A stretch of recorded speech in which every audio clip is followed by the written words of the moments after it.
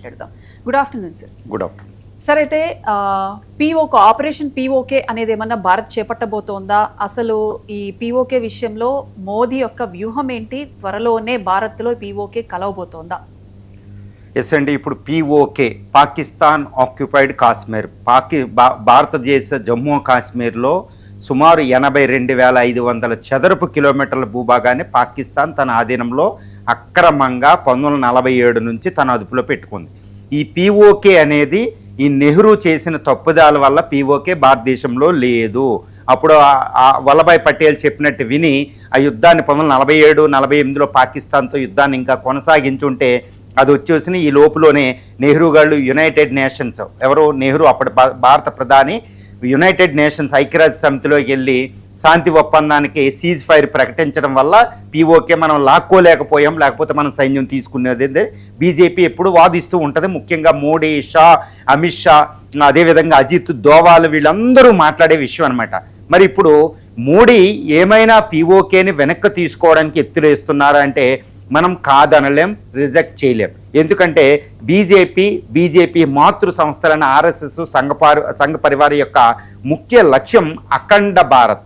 ఈ అఖండ భారత్ అంటే పీఓకే నుంచి తర్వాత పాకిస్తాన్లో, తర్వాత బంగ్లాదేశ్, ఈ యొక్క సౌత్ ఏషియా ఎంటైర్ హిమాలయాల కింద నుంచి హిందూ మహాసముద్రం మధ్యలో ఉన్న భూభాగం అంతా కూడా ఒక అఖండ భారత్ అని వాళ్ళు నిర్వచిస్తూ ఉంటారు. అఖండ భారత్ మన మ్యాప్ చూస్తే మనకు అర్థమవుతుంది.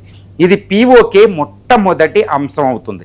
ఇప్పుడు మోడీ గారు అన్ని విషయాల్లో చేశారు. ఇప్పుడు ఆర్టికల్ 370 తీసివేయడం, తర్వాత Ayodhya Ram temple, uniform civil code కూడా ఆర్టికల్ 44 చాలా రాష్ట్రాల్లో వచ్చేసింది బీజేపీ పాలిత ప్రాంతాల్లో.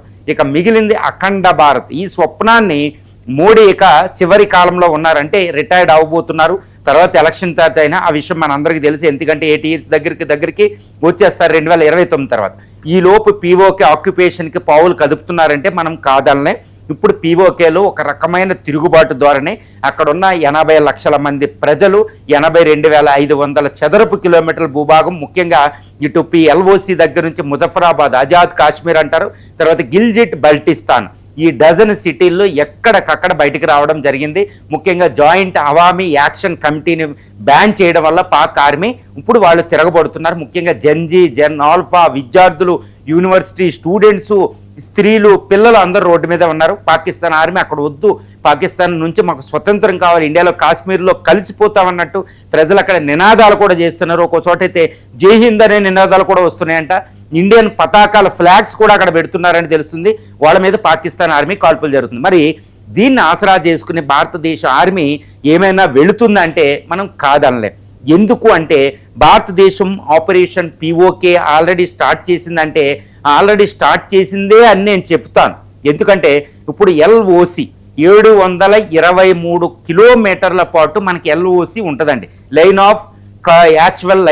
ఆఫ్ కంట్రోల్ అంటారు ఎల్ఓసి. దీని వెంబడి భారతదేశం సుమారు 4 లక్షల మంది ఆర్మీని మోహరించింది.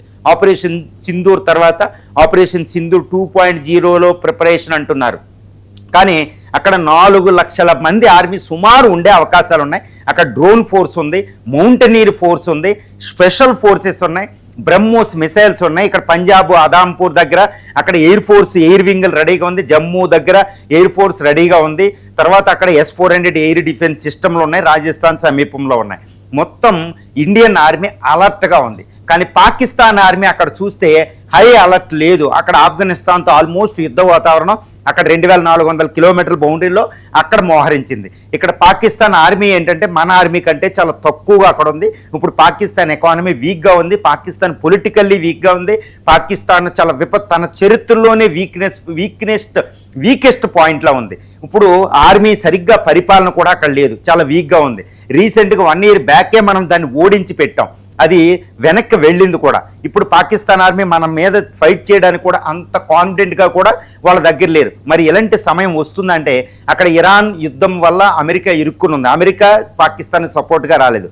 చైనా ఏంటంటే తైవాన్ యుద్ధం ఎక్కడ ఇరుక్కుని ఉంది, ఇటు ఇరాన్కి సపోర్ట్ చేస్తుంది, రష్యాకి సపోర్ట్ చేస్తుంది. అది ఇప్పుడు ప్రత్యక్షంగా పాకిస్తాన్కి సపోర్టు రాలేదు. సో చైనా ఏంటంటే పరోక్షంగా మాత్రమే సహాయం చేయగలదు, కానీ డైరెక్ట్గా రాదు. అంటే సూపర్ పవర్స్ ఏవి కూడా పాకిస్తాన్ రెస్క్యూకి, పాకిస్తాన్ రక్షణకి డైరెక్ట్గా ఇండియాకి ఎగినెస్ట్గా రంగంలో దిగలేదు. ఇక ఇండియా చూస్తే ఫాస్టెస్ట్ గ్రోయింగ్ ఎకానమీ, ఒక మిలిటరీ పవరు. రీసెంట్గా సిప్రీ రిపోర్ట్ ప్రకారం 180 అణ్వాయుధాలు, 12 మోహరింపులు చేయడం, న్యూక్లియర్ ట్రైడ్ సిద్ధం చేయడం, ఇండియన్ ఓషన్లో తిరుగులేని నేవీ, ఈ రీసెంట్గా ఆత్మనిర్భర్ భారత్ ఆపరేషన్, ఈ సుదర్శన్ చక్ర, వీటన్నిటితో స్వయం సమృద్ధిగా ఎంతటి యుద్ధాన్నైనా సూపర్ పవర్ మీద కూడా చేసే విధంగా ఇండియా ఉంది. సో పాకిస్తాన్ వీకెస్ట్గా ఉంది, ఇండియా స్ట్రాంగ్గా ఉంది. అంతర్జాతీయ పరిస్థితులు కూడా భారత ఆపరేషన్కి సంసిద్ధంగా ఉన్నాయి. మరి ఎలాంటి పరిస్థితుల్లో ఇండియా స్పెషల్ ఆపరేషన్ నిర్వహిస్తుందంటే, ఆపరేషన్ పీఓకే మనం నిర్వహిస్తే భారతదేశానికి ఒక హిస్టరీ ఉంది. అదేంటి? ఇండియా భారతదేశానికి అదే, ప్రపంచంలో ఏ దేశానికి హిస్టరీ లేదు. అదేంటంటే ఇది వాజ్పేయి గారు చెప్తారు, నెహ్రూ గారు చెప్తారు, అందరూ చెప్తారు. అదేంటంటే India never attacked any other country in its civilisation హిస్టరీలో. అంటే భారతదేశం మొత్తం సంస్కృతిలో ఏ దేశాన్ని కూడా ఇది అటాక్ చేయలేదు. ఇది ఈ యొక్క రికార్డు ఏ దేశానికి లేదు ప్రపంచంలో. ఇప్పుడు మనం ఎప్పుడు అటాక్ చేయలేదు. మరి ఇప్పుడు పాకిస్తాన్ మనం డైరెక్ట్ అటాక్ చేయకూడదు, అది మనల్ని అటాక్ చేయాలి. అప్పుడు ఆ వంకతో మనం వెళ్ళాలి. ఇలాగే ఇందిరాగాంధీ కూడా 1971లో వాళ్ళు అటాక్ చేపించేదాకా, రెచ్చగొట్టేదాకా ఆగింది అంతే. ఇప్పుడు ఏం జరిగిద్ది అంటే, ఒక టెర్రరిస్ట్ అటాక్ జరిగినా, లేకపోతే పాకిస్తాన్ సైన్యం ఏమైనా కాల్పులు జరిగినా, ఏదైనా ఒక వంక ఒకటి మనకు దొరికితే, ఒక ప్రిటెక్స్ట్ దొరికితే దాన్ని వంక పెట్టుకుని ఇండియా ఆపరేషన్ పీఓకే మొదలు పెట్టవచ్చు, పీఓకే ఆక్యుపై చేసుకోవడానికి వెళ్ళిపోవచ్చు. మరి ఇంకొకటి ఉంది, పాకిస్తాన్ దగ్గర 170 అణ్వస్త్రాలు ఉన్నాయి సిప్రీ రిపోర్ట్ ప్రకారం. వాళ్ళ దగ్గర మిసైల్స్ ఉన్నాయి. ఇండియాలో ఏ భాగాన్నైనా కొట్టే శక్తి వాళ్ళకు ఉంది. మరి అణ్వస్త్రాలు తీస్తుందా అంటే అది తీయలేదు. ఇది పీఓకే ఆపరేషన్ మనం చేయడానికి ఒక అనువైన పరిస్థితి అని నేను చెప్తాను. ఎందుకంటే అటు యునైటెడ్ స్టేట్స్ ఆఫ్ అమెరికా, ఇటు ఇండియా శత్రుదేశం, పాకిస్తాన్ మిత్రురాలైన చైనా కూడా పాకిస్తాన్ అణ్వస్త్రాలు తీయడానికి ఒప్పుకోదు. ఎందుకంటే ఇండియా అణ్వస్త్రాలు తీస్తే అది ప్రపంచ వినాశనం. కాబట్టి ప్రపంచ వినాశనం వాళ్ళు అమెరికాలో ఈ భూమి మీద అటేపునున్న వాళ్ళు కూడా ఈ అణుధూళికి 6 నెలల్లో మొత్తం ప్రపంచంలో 500 కోట్ల మంది చనిపోతారు భారత్ పాకిస్తాన్ల మధ్య అణుయుద్ధం జరిగితే. కాబట్టి అందుకే ఆపరేషన్ సింధూర్లో చూడండి, ఈ వీక్నెస్నే కదా ఇండియా ఉపయోగించింది. మే 7 నుంచి మే 10 దాకా ఇండియా భయానకమైన అటాక్ చేసింది. పాకిస్తాన్లో ఉన్న అంత 7 లక్షల చదరపు కిలోమీటర్ల మీద మనం అటాక్ చేసాం. తర్వాత ఎయిర్ స్ట్రిప్లు అన్నిటిని నాశనం చేశాం. కానీ పాకిస్తాన్ న్యూక్లియర్ వెపన్స్ తీయలేకపోయింది. ఎందుకంటే ఇండియా ఉపయోగిస్తుంది, ప్రపంచంలో ఏ దేశం కూడా దాన్ని తీయనివ్వదు. అందుకే ఇప్పుడు మనం పీఓకే ఆపరేషన్కి వెళ్తే పాకిస్తాన్ న్యూక్లియర్ వెపన్స్ తీయలేదు, కేవలం షోకేజ్కి మాత్రమే. మన దగ్గర లేకపోతే అది బెదిరించాలి. మన దగ్గర కూడా ఉన్నాయి కదా, లైవ్లో కూడా పెట్టాం, రెడీ టు యూజ్ అనే డిప్లాయ్మెంట్ కూడా చేసాం. కాబట్టి అది అణ్వస్త్ర యుద్ధం ఇక్కడ రాదు అనేది ఆపరేషన్ సింధూర్ దగ్గర మనకు అర్థమైపోయింది. కాబట్టి పీఓకే ఆపరేషన్ నిర్వహిస్తే మరి పాక్ చైనా అడ్డు వస్తాయంటే, చైనా ప్రత్యక్షంగా వచ్చే అవకాశం లేదు, కానీ బెదిరిస్తుందండి. ఎందుకంటే అక్కడ చైనా పాకిస్తాన్ ఎకనామిక్ కారిడార్ ఉంది, దాని రక్షణ నాది అని కొంచెం బాధపడుతుంది తప్పితే అక్కడ చేసే స్థితి అయితే ఉండదు.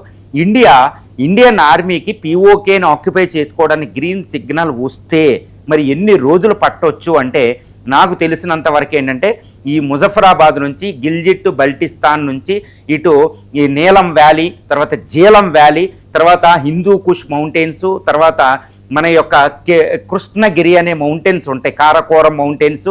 తర్వాత ఇవి అదేంటంటే హైలీ కాంప్లికేటెడ్ టెరైన్. అక్కడ 10 కిలోమీటర్లు నడవాలంటే 10 రోజులు పట్టే పరిస్థితి అక్కడ ఉంటుంది. కాకపోతే ఇండియన్ ఎయిర్ ఫోర్స్ ఇప్పుడు ఏంటంటే ఈ యొక్క లడఖ్లోను ఈ ప్రాంతాల్లో ఏంటంటే ట్రాన్స్పోర్ట్ ఎయిర్ క్రాఫ్ట్ డెవలప్ చేసి ఉంది. ఎక్కడికక్కడ పారాట్రోపర్స్ని దించేయచ్చు. కాబట్టి టెరిటరీలోనే వెళుతూనే పాకిస్తాన్ చొచ్చుకు వెళుతుంటే ఎయిర్ ఫోర్స్ హెల్ప్ ఉంటుంది. కాబట్టి ఈ నీలం, జీలం, తర్వాత ఇండస్ వ్యాలీలు, తర్వాత హయ్యెస్ట్ మౌంటైన్ పీక్స్, ఒక డజన్ కొద్దీ ఈ హిమానీ నదాలు ఉంటాయి, గ్లేషియర్స్ ఉంటాయి, హైలీ కాంప్లికేటెడ్.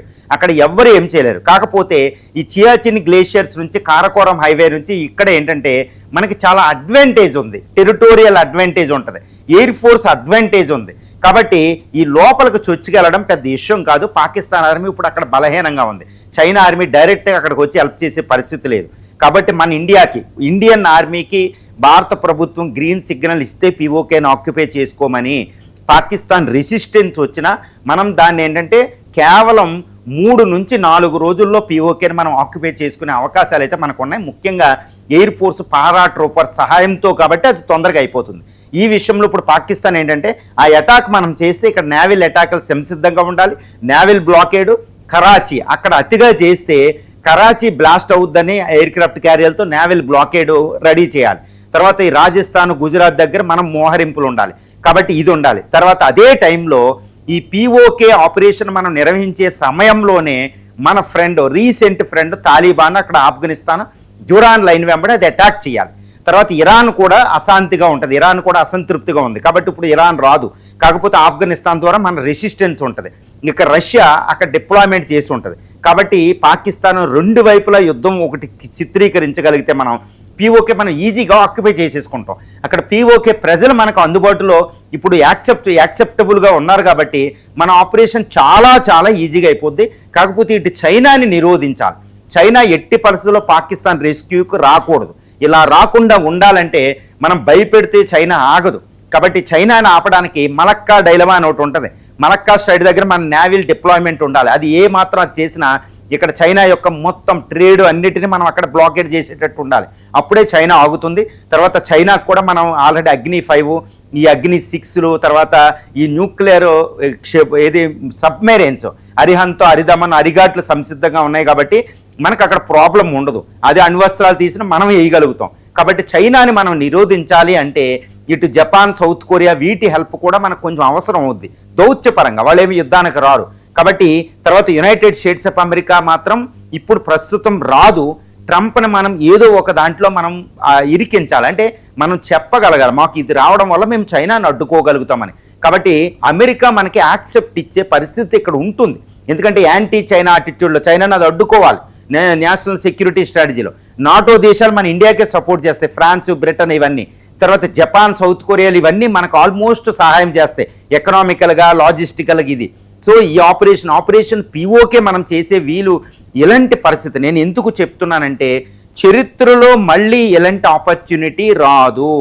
అంటే ఈ టైంని మనం వదులుకుంటే పిఓకే మనకి ఎప్పటికీ చారదు. ఎందుకంటే according to IMF, according to various financial institutions రిపోర్ట్లు ఏం చెప్తున్నాయంటే పాకిస్తాన్ కూడా చాలా ర్యాపిడ్గా గ్రో అవుతుంది. 2040, 35 నుంచి 2040, 47, 50 నాటికి అది కూడా వరల్డ్ ఎకానమీలో టాప్ 15 ఎకానమీ అయిపోతుంది. దానికి కూడా చాలా శక్తివంతంగా తయారవుద్ది, న్యూక్లియర్ పవర్ ఉంటుంది. మరి ఇంకా భవిష్యత్తులో ఎప్పుడు ఆక్యుపై చేసుకుంటాం? Highly impossible. సో ఇది వీకెస్ట్ పరిస్థితిలో పాకిస్తాన్ ఉంది చరిత్రలోనే. సో ఇలాంటి అనువైన అంతర్జాతీయం కూడా అనువైన పరిస్థితులు ఉన్నాయి భారతదేశానికి. భారతదేశం తిరుగులేని దేశంగా ఉంది. ఇది ఇప్పుడు ఖర్చు కూడా తక్కువ అవుతుంది. కాబట్టి this is the right moment, right time to occupy, to reclaim our PoK అనమాట. పిఓకేని మనం తెచ్చుకోవాలి. పిఓకేని తెచ్చుకుంటే పాకిస్తాన్ అక్కడ Balochistan, north western front civil wars వస్తాయి. పాకిస్తాన్ అస్తిత్వం నిలుపుకోలేదు. కాబట్టి this is the right time. But ఈ పరిస్థితి నేను ఎందుకు చెప్తున్నానంటే అక్కడ అనువైన పరిస్థితులు మనం చూసుకోవాలి. ఇప్పుడు మోడీ ఒక జాతీయవాద ప్రభుత్వం, ఒక నేషనలిస్టిక్ గవర్నమెంట్ అంటారు, రైట్ వింగ్ గవర్నమెంట్. వీళ్ళు ఎప్పుడు దేశం కోసం కంట్రీ ఫస్ట్ అనే టైప్లో ఉంటారు. హార్డ్ డిసిషన్ తీసుకునే గవర్నమెంట్ అనమాట. కాబట్టి ఇది పరిస్థితులు ఉండడం పాకిస్తాన్లో వీకెస్ట్ ఉండడం వల్ల ఈ ఆపరేషన్ ఏదైనా జరుగుతుందంటే కాదనలేం. ఎందుకంటే ఇప్పుడు ఇండియన్ నేవీ నుంచి, ఇండియన్ ఎయిర్ ఫోర్సు, CDS నుంచి Rajnath Singh garu, Ajit Doval national security advisor, S Jaishankar, even prime minister కూడా ఇండైరెక్ట్గా చాలా సందర్భాలు డైరెక్ట్ ఇండైరెక్ట్లీ పిఓకే ఆక్యుపై చేసుకోవడానికి మేము ఉన్నాం. కానీ మీ కాశ్మీర్ మీకు ఇవ్వడానికి లేము, పిఓకే ఎప్పుడు ఇస్తావో చెప్పన్నట్టు మాట్లాడారు. మరి ఇలాంటి అనువైన పరిస్థితులు ఇప్పుడు పిఓకే గందరగోళం, కేయాటిక్ కండిషన్స్ ఉన్నాయి. కాబట్టి ఆపరేషన్ పిఓకేకి ఇండియా గ్రీన్ సిగ్నల్ ఇచ్చింది అంటే కొంచెం ఫస్ట్ కోవర్ట్ ఆపరేషన్ జరిగిద్ది అనమాట. ఇప్పుడు చూడండి, ఇందిరా 1971లో ముక్తివాహిని అక్కడ ట్రైనప్ చేయడం, బంగ్లాదేశీ పీపుల్ని ఇవన్నీ ట్రైనప్ చేయడానికి 6 నెలల సమయం పట్టింది. తర్వాత డైరెక్ట్ ఎంట్రీ ఉంటుంది. ఇప్పుడు మరి పిఓకే ఎనీ టైం నాకు తెలిసినంత వరకు 2029 ఎన్నికలకు ముందు 2027, 28లోనే పిఓకే మన ఇండియాలో విలీనం అయిపోతుందని అనుకుంటే నేను బిలీవ్ చేస్తున్నా. I trust in Modi, I trust in Ajit Doval, I trust in the Indian foreign policy and defence సామర్థ్యం మీద నాకు ఆ నమ్మకంతో నేనైతే చెప్పగలుగుతున్నాను. Right sir.